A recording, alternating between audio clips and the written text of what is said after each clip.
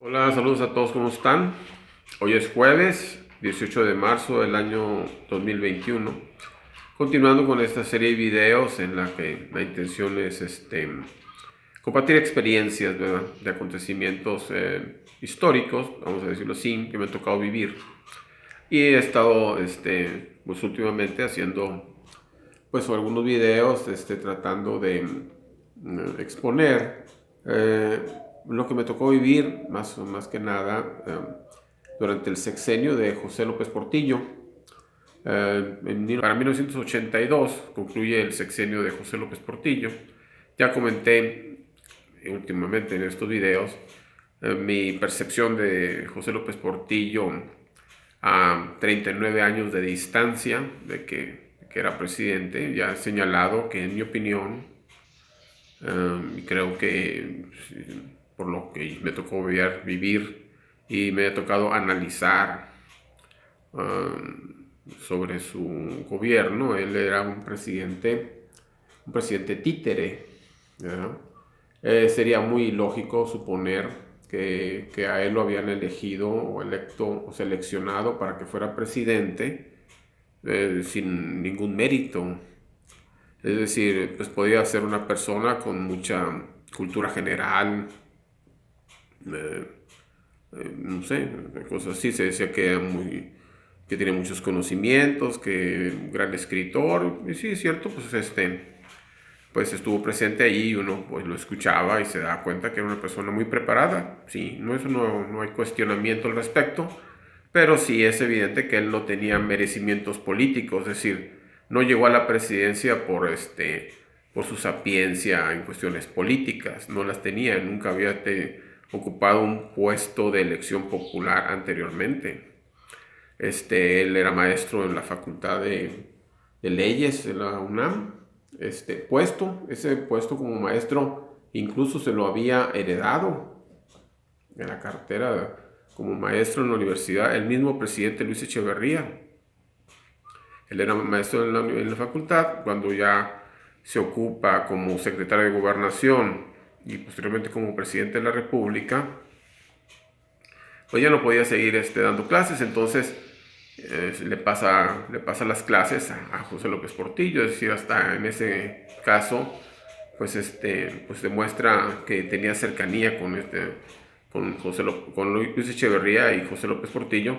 Pues ya quedó posteriormente muy identificado que ellos habían sido amigos de la infancia. Entonces, él no tenía ningún mérito político. Sería ilógico suponer que él se creyera con merecimientos para ocupar ese puesto. Por supuesto que no. Obviamente era un presidente títere. Ahora, los ciudadanos lo sabíamos. Pues yo no. Yo no lo sé. En ese tiempo no lo sabía. No sé si alguna otra persona ya lo dije. O sea, nadie se lo dijo, ¿verdad? O sea, creo que eso nadie lo ha dicho. Lee uno las biografías o referencias históricas de ese tiempo y nadie te dice, oye, este era un presidente títere, ¿no? No tenía merecimientos, ningún merecimiento político, ¿verdad? Lo que sí se da uno cuenta, o yo con el paso de los años, se da uno cuenta de que en un momento dado, José López Portillo se quiso desligar de la tutela de su antecesor. Entonces hubo ahí algunos, pues sí, sí.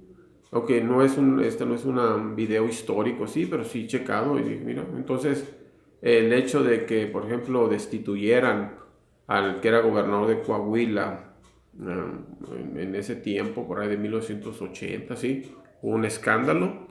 Se llamaba Flores Tapia. Flores Tapia muchas veces lo dijo, que él había sido destituido porque era amigo de Luis Echeverría. ¿No? O sea, uno decía, pues, ¿no? ¿Qué tiene? Y eso que, sí, o sea, el hecho de haber sido muy amigo de Luis Echeverría, eso generó que López Portillo quisiera en un momento dado deshacerse de él, pues para empezar él a ocupar, pues, obviamente que ser presidente de la República, pues da muchos, ventajas y méritos en aquel tiempo.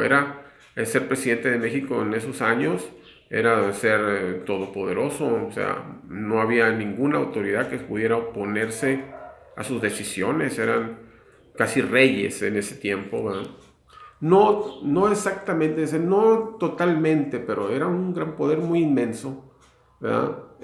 Obviamente había otras fuerzas ahí, el ejército, la iglesia, algunas cámaras empresariales, obviamente los organismos internacionales, pero realmente sí tenían mucho poder, podían designar hacia puestos públicos y sin ningún problema, imponían, ya lo he señalado, diputados, gobernadores, senadores, porque prácticamente el PRI en aquel tiempo era un partido único, ¿verdad?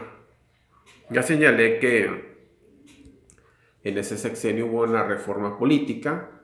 Difícilmente puede alguien pensar que esa reforma política haya sido algo ideado por él.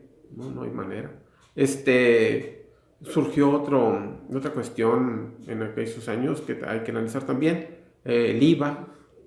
Surge el IVA, el impuesto al valor agregado. Pues era una cosa innovadora. Nos explicaron las ventajas por televisión, me hablaron por ventajas, cuáles eran las ventajas del cambio, que anteriormente uno pagaba el 4% de impuestos. Tú ibas a la tienda, sacaban la cuenta y al final se agregaba un 4% de impuestos. Ahora nos decían que en vez del 4% se iba a cobrar un 10%. Aparentemente había un incremento de impuestos 6% más. Pero entonces nos explicaron de que en realidad se proponía con ese impuesto disminuir los impuestos. Porque nos decían como que en cada traspaso de una mercancía de una mano a otra se iban incrementando 4%. Es decir, que en ocasiones uno al final del producto, cuando compraba un producto, estaba pagando más de 4% porque estaba sumándose con lo que había cobrado el anterior y el anterior. Entonces, el impuesto al valor agregado se suponía que nada más iba uno pagando un 10%, pero al final.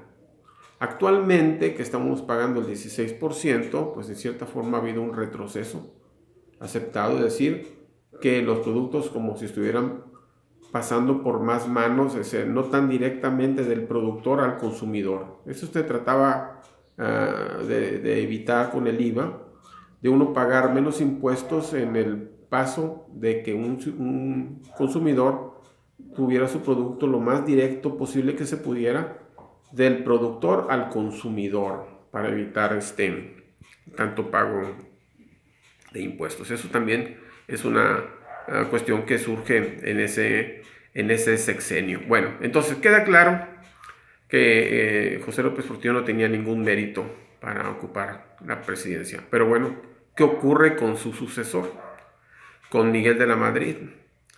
Miguel de la Madrid Hurtado. Miguel de la Madrid Hurtado también es designado presidente, designado candidato a la presidencia, ya señalé, en septiembre de 1981, es electo el 4 de junio de 1982 para la presidencia, es electo presidente y el 1 de diciembre toma protesta como presidente de México. Bueno, ocurre con Miguel de la Madrid exactamente la misma situación que con José López Portillo. Él había sido nombrado secretario de Programación y Presupuesto apenas en mayo de 1979. Es decir, también ocurre este caso de una persona que apenas si tiene, dirá, menos de 3 años de ocupar un puesto público de manera relevante. José López Portillo no tenía ningún anterior a la cartera de la Secretaría de Hacienda, no tenía ningún puesto, él era profesor en la facultad. Miguel de la Madrid pues, era un político secundario, por decir así, había trabajado en algunas carteras de crédito público y había pasado al banco, y entonces su puesto más relevante fue haber sido nombrado secretario de Programación y Presupuesto en el 79. Entonces ya estamos hablando de dos candidatos, de dos presidentes de la República sin carrera política. Me supongo, tal vez ocurre de que José López Portillo intentó hacer con Miguel de la Madrid lo que le habían hecho a él, colocar un candidato títere, ¿verdad? Entonces ya estamos hablando, ha habido muchas versiones que escucha uno de esta cuestión de que los presidentes elegían a su sucesor con la intención de que le cubrieran sus irregularidades durante su gobierno, es decir, escojo a este presidente para que a mí me proteja. Entonces, sería suponer que Luis Echeverría eligió a López Portillo para que lo protegiera. Yo no creo. Yo obviamente creo que él lo eligió únicamente para que fuera como un títere. Él realmente pensaba gobernar con otro nombre, por decir así, continuar gobernando con José López Portillo a la cabeza. Tal vez ese rompimiento que tuvo López Portillo con su antecesor se debe a que sintió vergüenza, que me acuerdo que el comentario que decían, dicho por Gustavo Díaz Ordaz, que decía que él sentía que tenía problemas en la vista porque él veía dos presidentes en vez de uno. Entonces, no sé si José López Portillo seleccionó como candidato a Miguel de la Madrid porque pretendía hacer con él, o sea, colocar una especie de presidente títere, porque tampoco él, pues en cierta forma tenía una carrera política. Lo que sí estamos viendo, y sí surge a la distancia y uno lo ve, que era un grupo de todos ellos, es decir, obviamente José López Portillo conocía a Luis Echeverría y a muchos miembros del gabinete de Luis Echeverría. Habían sido amigos de la infancia, muchos de ellos. Surgieron unas fotografías posteriores a su gobierno donde se ven en una misma foto de la infancia a Luis Echeverría, a José López Portillo, a Arsenio Farel Cubillas, que era secretario del Trabajo, a un señor Arturo Moreno, que le apodaban el Negro Durazo, que era director de la policía en el Distrito Federal, y se veían algunos otros personajes que también estaban dentro del gabinete de Luis Echeverría, es decir, se conocían. En el caso de Miguel de la Madrid había sido alumno de José López Portillo en la facultad. Posteriormente yo me enteré, uno recopilando, como digo, información conforme pasan los años, y me entero que que Miguel de la Madrid y, por ejemplo, Porfirio Muñoz Ledo, que es un político que todavía pues ocupa algún tipo de cargo público, creo que había sido presidente de la Cámara de Diputados, recientemente nombrado por Andrés Manuel López Obrador. Tengo entendido que ellos dos había sido uno presidente y vicepresidente de la sociedad de alumnos en la facultad, también, es decir, fueron compañeros de generación en la facultad, en las leyes, en la Universidad de México. Es decir, todo se queda claro que todos estos grupos, estos personajes políticos, pues se conocían, era una como camarilla, así. Pero, y también queda más claro que realmente el partido, es decir, el PRI, porque todas estas políticas que se están implementando surgían de un organismo que tenía el partido, de que hacía como estudios políticos y sociales. El partido tenía un organismo que iba promoviendo, tenía un estudio,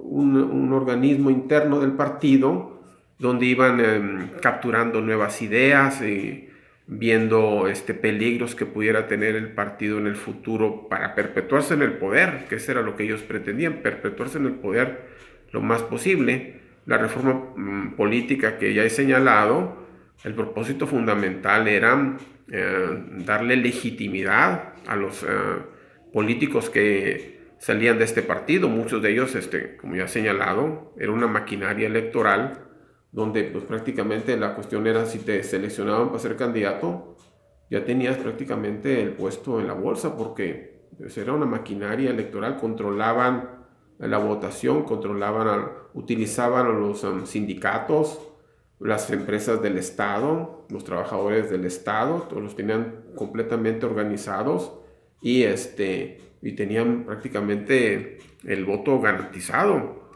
de obreros, campesinos, ejército, o sea, todos controlados por el partido. Ella ha señalado que las empresas más importantes del país estaban en manos del gobierno. Y esta Secretaría de Programación y Presupuesto de la que surgía, que había sido director Miguel de la Madrid Hurtado, esa secretaría era la encargada de administrar todas esas empresas. Manejaban el presupuesto. O sea, manejando el presupuesto, él sabía pues, todas las dependencias, conocía a todos los directores, conocía la cuestión de las finanzas de las empresas, si tenían utilidades, si tenían pérdidas, si tenían, vamos a decir, un futuro económico, viabilidad económica, conocía los ingresos petroleros, conocía...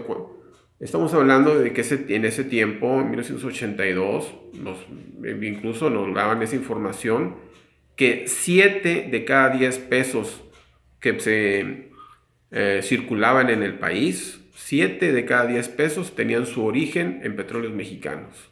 Entonces, pues estábamos prácticamente, el petróleo era el motor de la economía a nivel nacional. Yo he comentado que en esta crisis económica que surge en 1982 se había debido a que había habido un ajuste en los precios del petróleo, los cuales habían tenido un incremento debido a un conflicto bélico, en una guerra ocurrida años atrás en el Medio Oriente, ahí donde se encuentra Israel, Siria, Egipto, Jordania, Líbano, esta región, donde existe un canal por donde se transporta el petróleo a nivel internacional, el canal de Suez, que pertenece a Egipto. Ahí había habido un conflicto bélico y los países productores de petróleo, llámese Irán, Irak, Kuwait, Oman, Qatar, todos estos países árabes productores de petróleo, habían hecho una huelga petrolera. Entonces, había habido escasez de petróleo y naturalmente aumentó el precio. Pero posteriormente hubo una cuestión especulativa. El petróleo empezó a aumentar de precio, ya no porque faltaba o por cuestiones de oferta y mercado, sino por cuestiones especulativas. Entonces, exactamente en el 82 ocurre una baja considerable del precio y se crea una crisis de liquidez en el país. Posteriormente, años después, nos pretendieron hacer ver como si el petróleo había bajado de precio y que nunca iba a recuperar su precio, lo cual era completamente falso. Entonces, esas son las condiciones que estábamos viviendo en 1982. Bueno, como ya les dije anteriormente, no es la idea de estos videos el seguir una secuencia histórica, a lo mejor cometer algún tipo de error respecto a algunos datos. O sea, yo por ejemplo, obviamente que he tratado de actualizar mis recuerdos, por decir así. Yo realmente pensaba que Miguel de la Madrid había ocupado el cargo en la cartera de programación y presupuesto todo el sexenio de López Portillo. No es así. Él realmente también había sido nombrado en ese puesto apenas unos pocos años. Este tipo de cuestiones de imponer candidatos sin méritos políticos en un futuro va a provocar muchos conflictos al interior de ese partido que por muchos años gobernó México, el PRI. Eso lo vamos a ver seguramente, lo voy a hablar de ustedes de eso en videos posteriores. Bueno, saludos a todos, espero que esta información les sea útil para la toma de sus decisiones y seguiremos viéndonos en otros videos. Bye.